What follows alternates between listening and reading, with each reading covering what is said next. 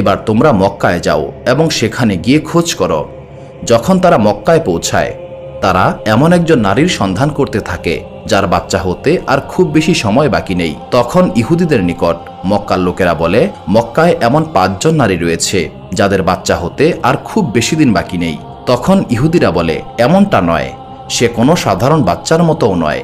আমাদের এমন একজন বাচ্চার সন্ধান দাও যার জন্মের পূর্বেই তার পিতা মারা গিয়েছে। তখন মক্কার লোকেরা বলে, এমন একজন বাচ্চার জন্ম হবে, সে হলো আব্দুল মুত্তালিবের নাতি। আব্দুল মুত্তালিবের ছেলে আব্দুল্লাহ কয়েক মাস আগেই মারা গিয়েছে।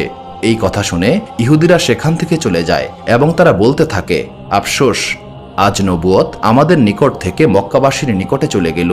দিন এইভাবেই যাচ্ছিল। অবশেষে সেই দিন আসলো যার জন্য সবাই অপেক্ষা করছিল, এবং এই দুনিয়ার বুকে সেই বাচ্চার আগমন ঘটে, যার কারণে এই দুনিয়াকে সৃষ্টি করা হয়েছে।